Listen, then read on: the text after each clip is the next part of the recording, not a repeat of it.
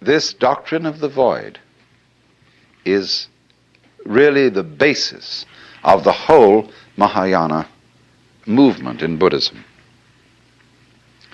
It's marvelous. The void, of course, is in Buddhist imagery symbolized by a mirror, because a mirror has no color and yet reflects all colors. When this man I talked to you of, Huineng, said that you shouldn't just try to cultivate a blank mind, what he said was this: the void, shunyata, is like space. Now, space contains everything: the mountains, the oceans, the stars, the good people and the bad people, the plants, the animals, everything. Now, the mind in us, the true mind, is like that. You will find that when Buddhists use the word mind, they have several words for mind, but I'm not going into the technicality at the moment. They mean space.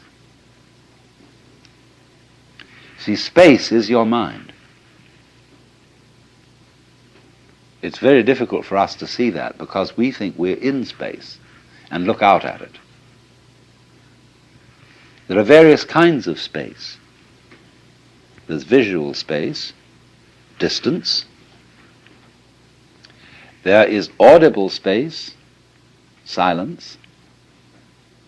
There is temporal space, as we say, between times. There is musical space, so-called distance between intervals, or the intervals between tones, rather.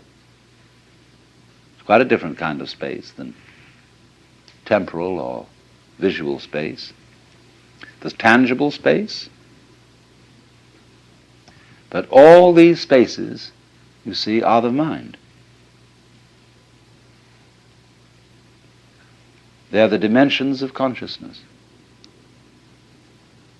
And so, this great space, which every one of us apprehends from a slightly different point of view, in which the universe moves, this is the mind.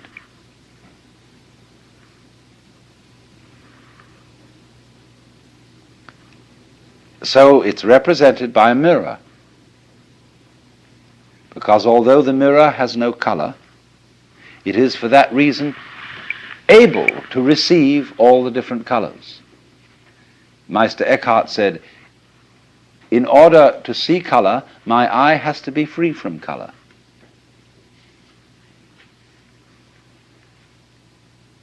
So in the same way, in order not only to see, but also to hear, to think, to feel, you have to have an empty head. And the reason why you are not aware of your brain cells, unless you're only aware of your brain cells if you get a tumor or something in the brain, when it gets sick. But in the ordinary way, you're totally unconscious of your brain cells. They're void. And for that reason, you see everything else.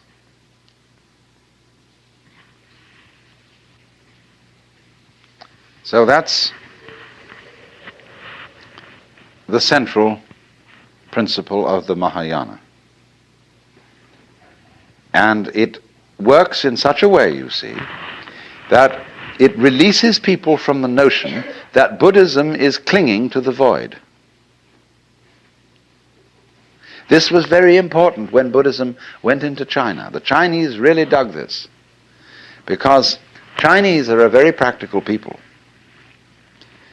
And when they found these Hindu Buddhist monks trying to empty their minds and to sit perfectly still and not to engage in any family activities, they were celibates. Chinese thought they were crazy. Why do that? And so the Chinese reformed Buddhism. And they allowed Buddhist priests to marry.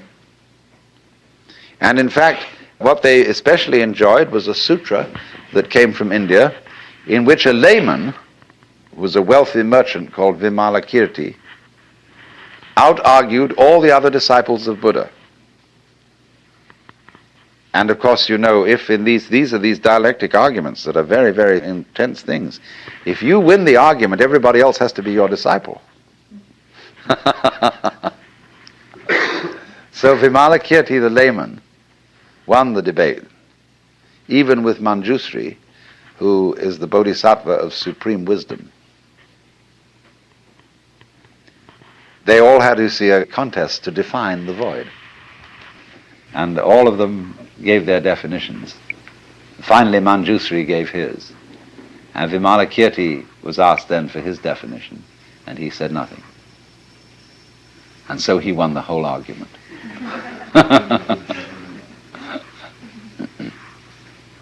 The thunderous silence.